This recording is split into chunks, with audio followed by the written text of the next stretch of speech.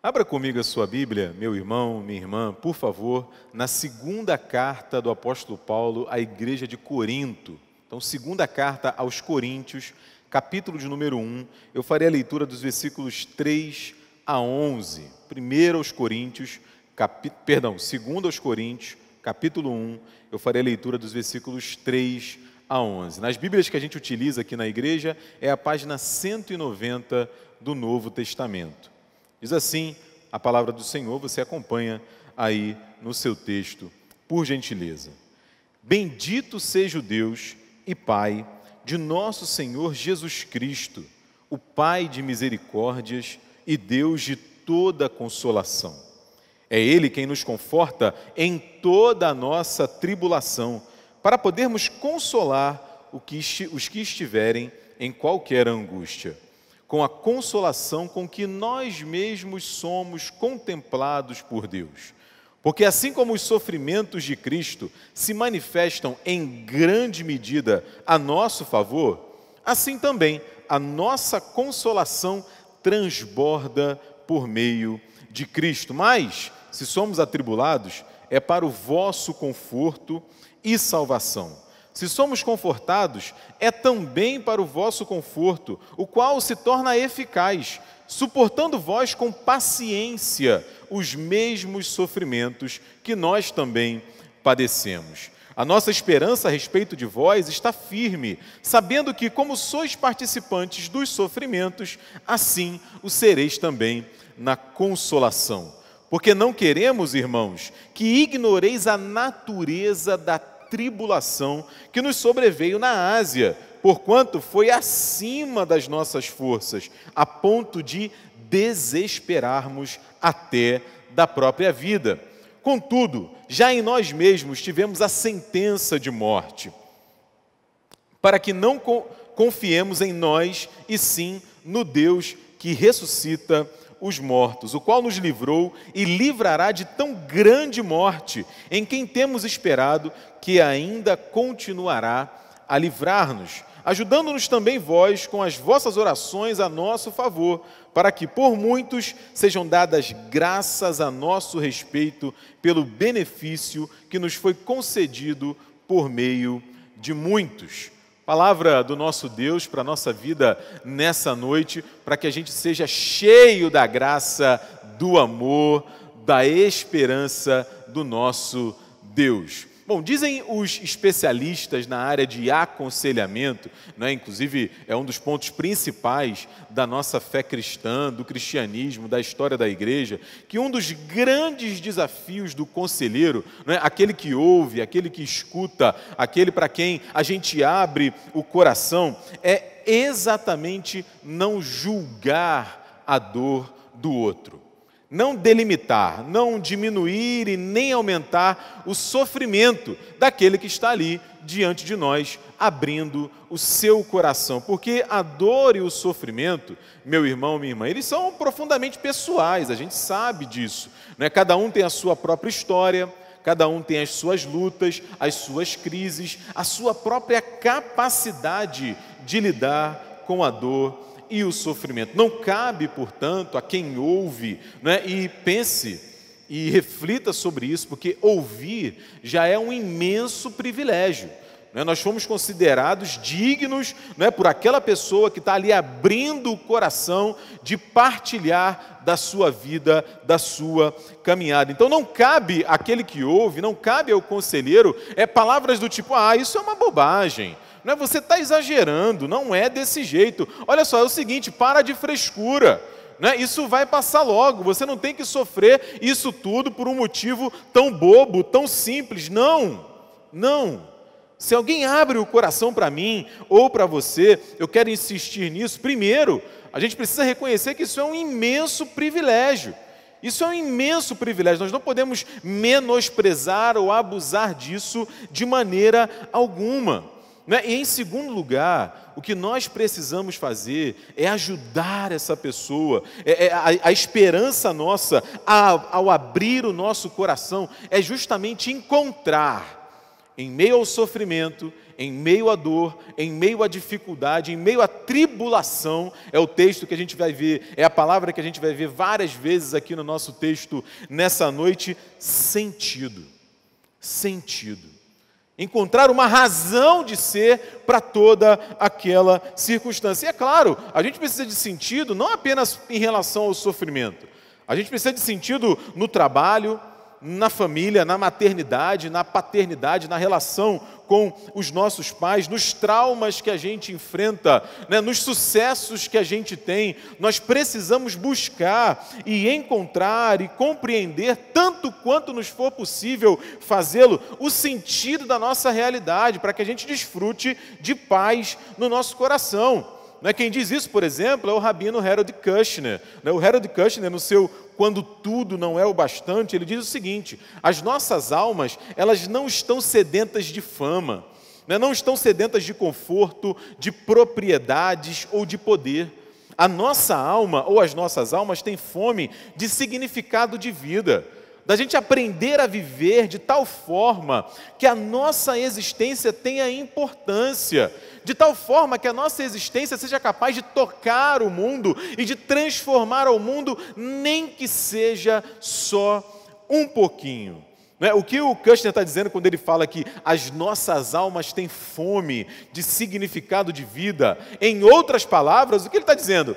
A gente tem sede de sentido, de compreender a realidade diante de nós, sentido para o sofrimento, sentido para a alegria, sentido para o trabalho, sentido para a família, sentido para a dor, sentido para o luto, sentido para a nossa vida. Então, no texto diante de nós, nessa noite, do apóstolo Paulo, nessa segunda carta aos Coríntios, é exatamente isso que o apóstolo Paulo está nos oferecendo. Ele está nos oferecendo uma espécie de óculos, lentes, e quem sabe, quem usa óculos sabe muito bem a razão de ser dessa analogia, dessa metáfora, porque se você tiver com a lente fora do seu grau, se tiver com a lente suja, se tiver qualquer empecilho, quebrada, você não enxerga o mundo como você deveria enxergar, como ele de fato é. Então o que o Paulo faz é exatamente isso. A partir desse texto, a partir dessa carta, oferecer para mim e para você uma lente, oferecer para mim e para você óculos, para que a gente encontre sentido para a nossa vida. Então a gente vai compreender o texto primeiro de uma forma mais abrangente, depois de uma forma um pouco mais detalhada, e aí com a graça de Deus recolher dele algumas lições. Então primeiro, essa carta, ou essa segunda carta aos Coríntios, segundo o teólogo N.T. Wright, que é um bispo anglicano, bastante conhecido, ele diz o seguinte: o que perpassa toda essa segunda carta aos Coríntios é justamente o tema do conforto, justamente o tema da consolação. E um conforto, diz o N.T. Wright, estranho. Estranho em que sentido? Estranho porque ele vem a partir da morte, a partir do sofrimento, a partir da ressurreição da pessoa do Senhor Jesus Cristo.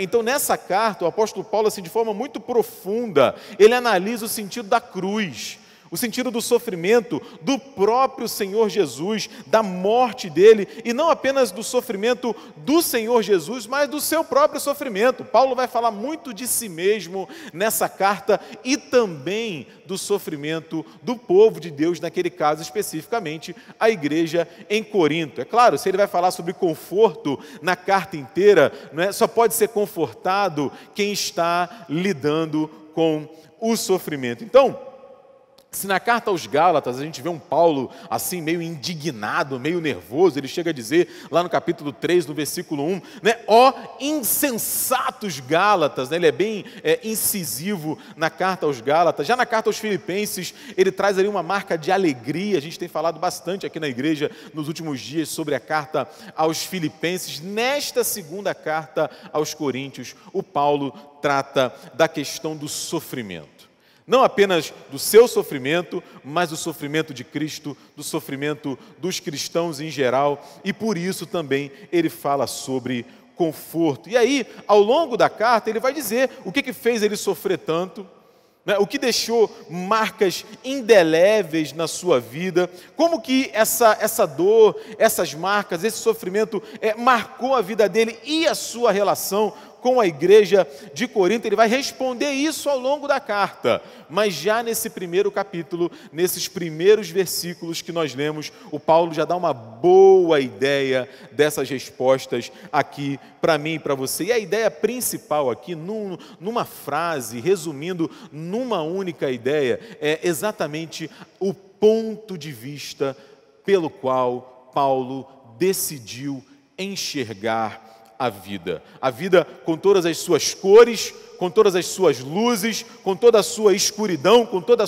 a dor, com todo o seu som, com toda a sua fúria, enfim. O Paulo decidiu enxergar o mundo e a realidade, inclusive o sofrimento dele, e cada um de nós pode testemunhar muito bem a respeito do sofrimento através do Evangelho do nosso Senhor e Salvador Jesus Cristo. As lentes que o Paulo utilizava para enxergar o mundo e a realidade, e que ele oferece para mim e para você hoje também, ofereceu naquele primeiro momento aos Coríntios, é exatamente o Evangelho.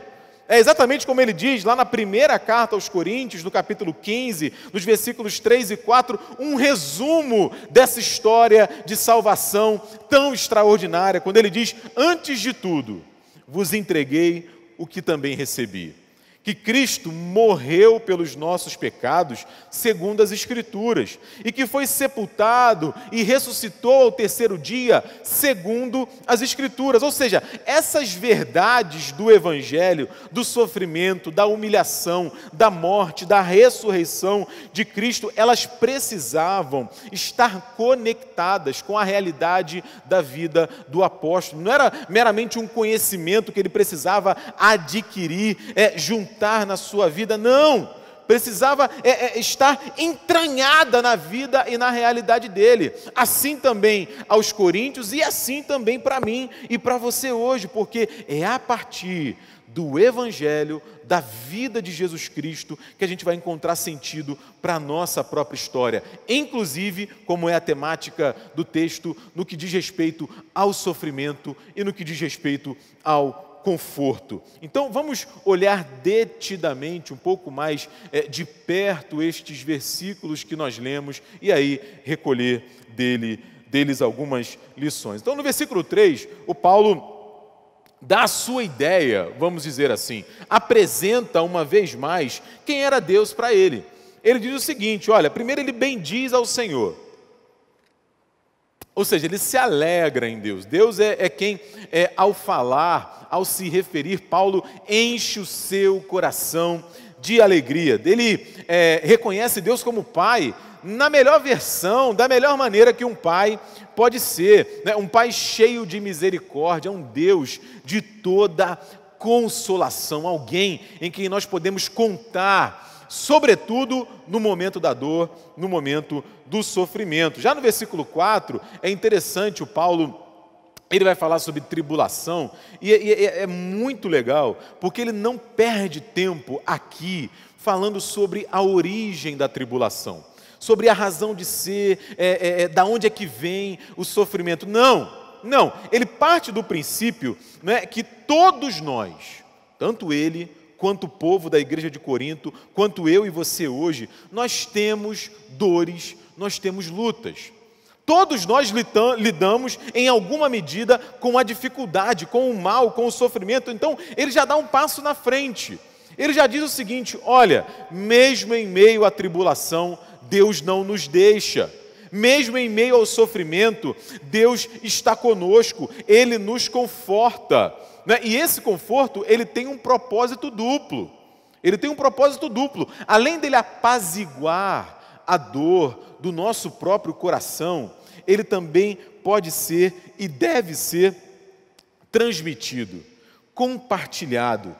Ele não é só para a gente, ele não é só para o nosso coração, não é só para mim, não é só para você, é para que a gente transmita também. Nós não somos apenas receptores do conforto, do cuidado, do amor de Deus, nós fomos chamados para, da mesma maneira que nós recebemos, distribuirmos também, compartilharmos esse conforto. Ele fala isso aí no versículo 4, é Ele quem nos conforta para que a gente possa consolar também. E aí no versículo 5, ele dá assim uma ajustada nessa lente, vamos colocar assim, porque ele diz que tudo isso, não é, ou seja, ser confortado, é partilhar desse conforto, perceber Deus como Pai, como misericordioso, como Consolador, toda essa realidade da segurança e do amor de Deus só é possível por conta do sofrimento de Cristo. Só é possível por conta do sofrimento de Jesus Cristo. Ele diz assim, está aí no texto, porque assim como os sofrimentos de Cristo se manifestam em grande medida em nosso favor, assim também a nossa consolação transborda por meio de Cristo. Ou seja, porque Cristo sofreu por nós, em nosso lugar, levou sobre si as nossas dores, nós temos conforto e consolação. Porque Cristo lidou com o nosso pecado, morreu no nosso lugar, nós podemos ter esperança de lidar com a dor e o sofrimento na nossa vida também. E aí quando chega nos versículos 6 e 7, o Paulo mostra para a gente a finalidade disso. A razão de ser, de nós sermos consolados e comunicarmos esse consolo também. Que tipo de finalidade nós estamos dando às lutas da nossa vida? Diego, o que você está querendo dizer com isso? É o seguinte, a gente não precisa ir muito longe, isso acontece muito perto de nós, não é difícil encontrar gente quebrada, gente machucada, gente entristecida por conta dos muitos sofrimentos que teve que lidar ao longo da vida. Eu gosto muito de série, gosto muito de filme, né? E uma das minhas séries favoritas se chama Grey's Anatomy, né? Que é a anatomia da Grey. Né? Grey é Meredith Grey, que é a protagonista da série, né? E ali é aquele ambiente médico, né? Funciona no hospital e tem aquelas crises ali do pessoal, vários tipos de relacionamento e tal, né? E uma marca dessa série é mostrar exatamente isso, mostrar a fraqueza das pessoas. Então muitos ali são cirurgiões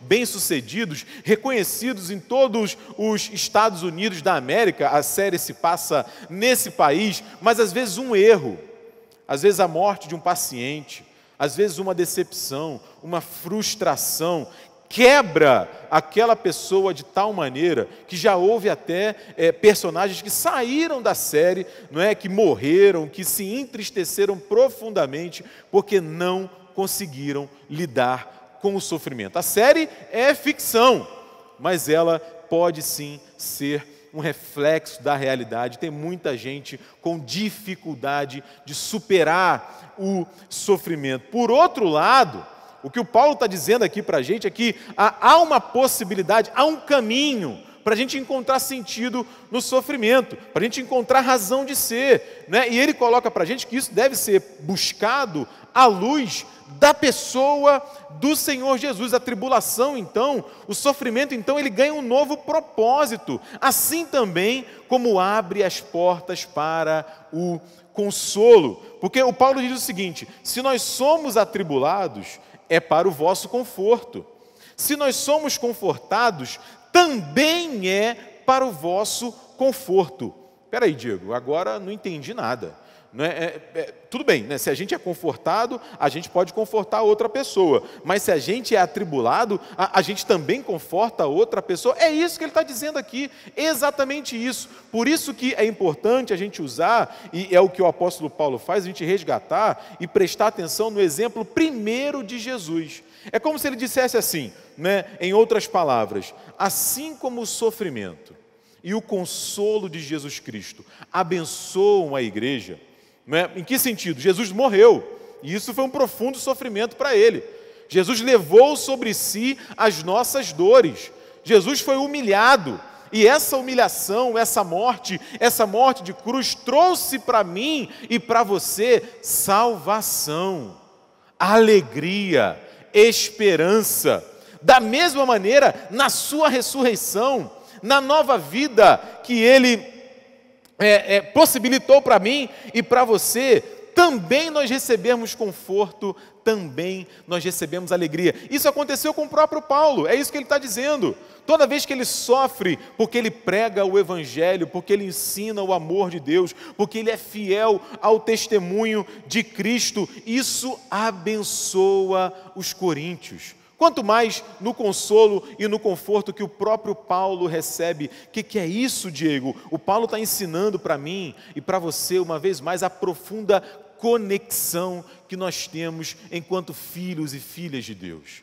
Enquanto comunidade salva através da ação salvadora do Senhor Jesus. A gente está aqui para se apoiar, é o que o Paulo está dizendo. Assim como Jesus apoia toda a igreja, nós apoiamos um ao outro também, tanto nos momentos complicados quanto nos momentos abençoadores, né? A ideia é que eu e você, hoje também, diante da luta, diante do sofrimento, seja ele da natureza que for, a gente precisa aprender a lidar com isso, para que a gente receba de Deus o conforto que Ele tem para nos dar e para que a gente também transmita esse amor. Cristo fez isso com todos nós.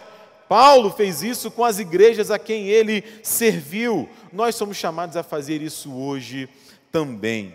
O versículo 8, né, ele é importantíssimo para aquilo que o Paulo está falando aqui, para a tese, para a reflexão que ele está fazendo conosco, porque ele diz assim, né, algo que já ficou implícito anteriormente no versículo 4, mas agora ele deixa claro, ele fala de forma explícita: as tribulações, a luta, o sofrimento, vem a todos nós. Ninguém está livre disso. Ninguém está livre, nem o apóstolo estava. Não é? Mais uma vez aqui, pelo menos aqui nesse texto, a gente não tem os detalhes das tribulações, das lutas, das dores que o Paulo enfrenta. Não é? A gente sabe de duas coisas, porém. Não é? A gente sabe primeiro que o Paulo estava na Ásia, quando ele se refere a essas tribulações. A Ásia aqui não é o continente asiático que nós conhecemos hoje. Não, é o que hoje nós conhecemos como a Turquia. O Paulo estava em uma das suas viagens missionárias. A segunda coisa que a gente sabe aqui, e que é muito importante para a gente, é que, em primeiro lugar, as tribulações, as lutas, foram além das forças do apóstolo Paulo. As lutas que ele sofreu ali e que agora ele está compartilhando com os coríntios, ele diz: olha, eu não quero que vocês sejam ignorantes a respeito das tribulações que eu tive que enfrentar na Ásia. Em primeiro lugar, elas foram além das minhas forças. Eu percebi que eu não ia dar conta, que para mim era demais, que eu não ia ter como por mim mesmo, sozinho, enfrentar. Na verdade, ele diz: elas quase me levaram ao desespero. Na verdade, povo da igreja de Corinto, a luta foi tão grande que eu quase perdi a esperança. Eu achei que eu ia morrer. Eu achei que não tinha mais jeito. É bem possível que o Paulo tenha continuado em frente na sua caminhada, lembrando, por exemplo, de uma palavra que ele mesmo disse. Uma palavra que ele mesmo deu à própria igreja de Corinto, lá no capítulo 1, lá na primeira carta, no capítulo 10, no versículo 13. Quando ele diz assim: não vos sobreveio tentação que não fosse humana. Não vos sobreveio tentação que não fosse humana, mas Deus é fiel e não permitirá que sejais tentados além das vossas forças. Pelo contrário, juntamente com a tentação, vos proverá livramento, de sorte que a podeis suportar. O que o Paulo está dizendo? A luta era grande, a dor era grande, o sofrimento ele quase não foi capaz de lidar, mas o livramento, o conforto de Deus foi maior. Louvado seja Deus por isso. E aí a gente chega no versículo 9. No versículo 9, o Paulo fala exatamente, ele reafirma a fonte da sua confiança, porque ele chega a dizer, inclusive, que já havia sido decretada sobre ele uma sentença de morte. E isso por várias vezes. A gente vai ver, por exemplo, no relato dele mesmo, no finalzinho dessa carta, lá no capítulo 11, a partir do versículo 16, uma série de relatos, de testemunhos, de dor, de perseguição e de sofrimento que o apóstolo Paulo sofrera. E a perseguição contra o Paulo, eu falava isso em um sermão alguns domingos atrás, ela era uma coisa assim democrática. Não tinha crise na perseguição ao apóstolo Paulo. Todo mundo perseguia ele. Paulo era perseguido por gregos, era perseguido por judeus, era perseguido por romanos, todo mundo perseguia ele e todo mundo havia decretado a sua morte. O Paulo percebeu que se ele estava vivo até ali, era porque Deus mantinha a sua vida.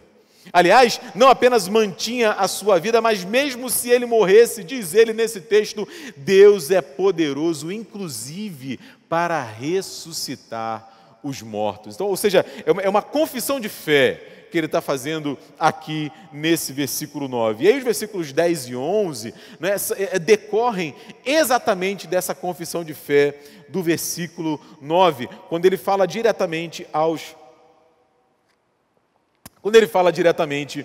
coríntios, porque ele assume que há muito tempo ele não confiava mais apenas nele mesmo, mas em Deus, que tem poder, inclusive, para ressuscitar os mortos. E aí ele fala, ele nos livrou, ele nos livrará. Nele nós temos esperado, nós sabemos que ele tem cuidado de nós. Por isso, coríntios, orem.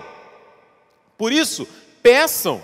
Por isso, façam isso com alegria, com ações de graças, com gratidão. Confiem em Deus que, segundo a sua boa vontade, Ele nos atenderá. O texto é esse, um texto extraordinário da palavra de Deus, e eu quero recolher com você aqui algumas lições. A primeira lição está aí nos versículos 3 e 4. Nos versículos 3 e 4, e eu chamei de seguinte, o Paulo apresenta para mim e para você uma pergunta muito importante. Nós precisamos saber quem Deus é para nós. A gente precisa se perguntar, quem é Deus para mim? Porque a gente está falando de óculos para enxergar a realidade, a gente está falando de uma maneira de dar sentido à vida, e não apenas à vida, mas inclusive ao sofrimento que dela muitas vezes advém, e a visão, a consciência que nós temos de quem Deus é, fará toda a diferença, meu irmão, minha irmã, porque para o apóstolo Paulo, Deus é Pai, da maneira mais extraordinária que um pai pode ser. Ele fala de Deus o bendizendo, com alegria, com satisfação, com confiança. O Paulo sabe que Deus é Deus de misericórdia, é Deus de consolação. Essa visão de Deus transforma, literalmente, a gente conhece a história e a vida do apóstolo Paulo, a vida dele. Transforma a vida dele, transforma, claro, a maneira como ele enxergava a pessoa de Deus. Então essa é uma primeira lição fantástica desse texto. Quem Deus é para mim? Quem Deus é para mim? Uma segunda lição está no versículo 4, que eu subdividi assim, vamos dizer, não apenas no versículo 4, mas nos versículos posteriores. Primeira é o seguinte, meu irmão, minha irmã, não adianta tampar o sol com a peneira, como se costuma dizer. Todo mundo sofre, todo mundo em algum momento, de alguma maneira, vai ter que lidar com a dor, vai ter que lidar com o sofrimento, e isso não começou agora com o Covid. Não começou nos últimos 2, 3, 4, 5 anos, com esse ou com aquele governante, não.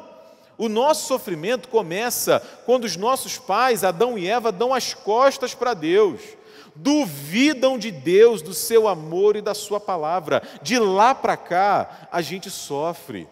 A gente tem que lidar de alguma maneira com o sofrimento. O texto está mostrando isso, a tribulação vai vir. Contudo, o texto deixa isso bem claro, nós não estamos abandonados, não é? Deus não virou as costas para nós, como aquele Deus relojoeiro que veio, deu a corda no mundo e depois foi embora. Não, não, nós temos um Deus que se importa. Nós temos um Deus que nos ama e nos conforta.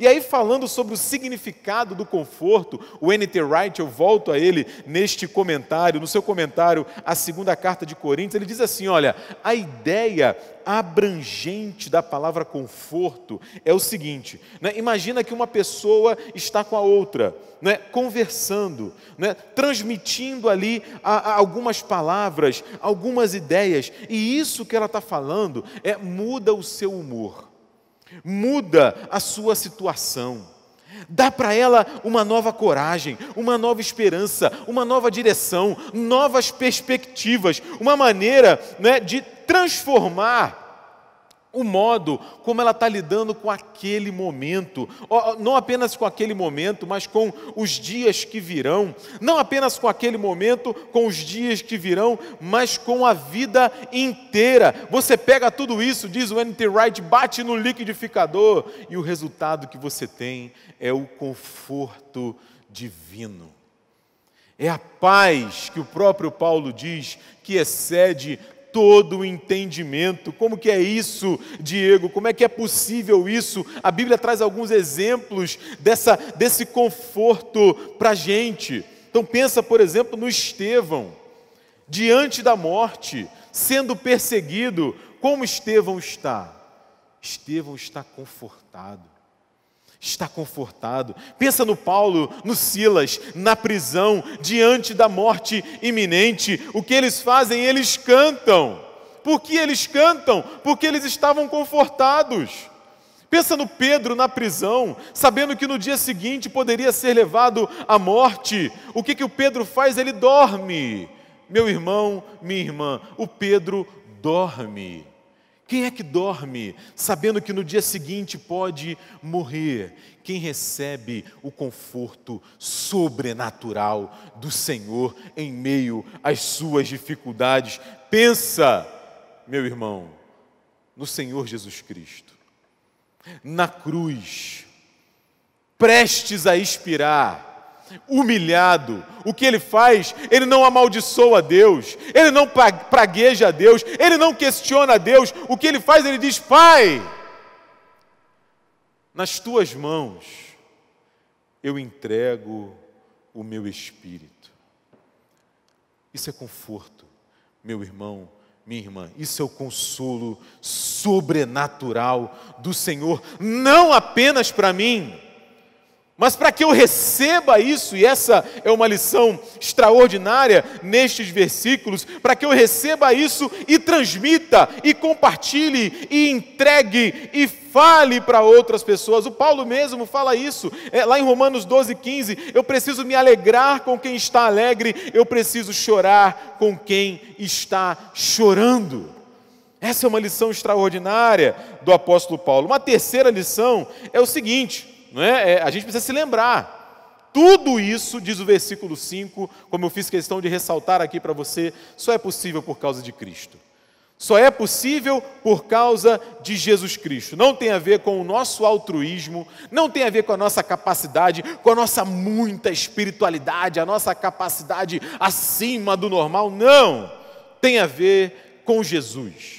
Tem a ver com o poder da morte e o poder da vida, da ressurreição de Jesus agindo em nós, porque foi o impacto da vida de Jesus, meu irmão, minha irmã, na vida do apóstolo Paulo, que impactou a igreja de Corinto e todas as igrejas a quem o Paulo serviu. Então hoje não é diferente. Quanto mais Cristo brilha na minha e na sua vida, a despeito da luta, da dor, do sofrimento, mais outras pessoas podem desfrutar desse conforto, desse consolo, dessa glória de Deus sobre nós, distribuída, partilhada em amor. Que Deus nos ajude a perceber isso, né?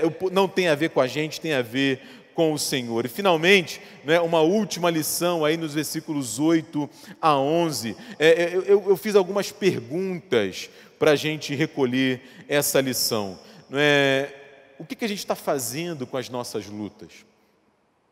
O que nós estamos fazendo com os desafios diante de nós, com as nossas dificuldades? Será que a gente tem conseguido manter a confiança em Deus, mesmo nos tempos difíceis, mesmo, como diz o apóstolo Paulo, com sentenças de morte decretadas sobre nós?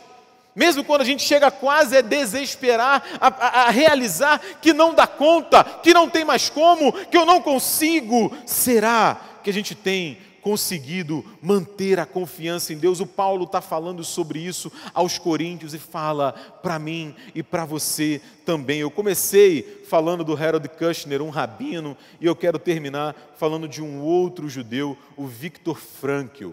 O Viktor Frankl, ele é um conhecido médico psiquiatra, ele fundou a terceira escola vianense de psicoterapia, conhecida como logoterapia, a terapia do sentido. Certa vez, numa entrevista dele, ele disse o seguinte, falando sobre o desespero, o Viktor Frankl disse o seguinte: eu costumo descrever o desespero como uma equação matemática. Uma equação matemática, onde D é igual a S menos S. Como assim? Ele diz, D é desespero. E o primeiro S é sofrimento. O segundo S é sentido. Então, desespero é o quê? Desespero é o sofrimento sem sentido. É quando eu olho para o sofrimento, eu olho para a luta, eu olho para a dor e eu não encontro sentido. E aí eu me desespero, eu posso perder a esperança. E o que o Paulo está fazendo comigo e com você aqui nesse texto é exatamente oferecendo para nós um sentido a partir da pessoa do Senhor Jesus Cristo, a partir do sofrimento de Jesus, a partir da morte de Jesus, a partir da ressurreição do Senhor Jesus. É isso que deu sentido, é o Evangelho que deu sentido à vida do Paulo, que o Paulo comunica aos Coríntios e que hoje chega para mim e para você também. Que Deus nos abençoe, meu irmão, minha irmã, e nos ajude a, na força do Espírito Santo, encontrar esse sentido para a nossa caminhada. Amém.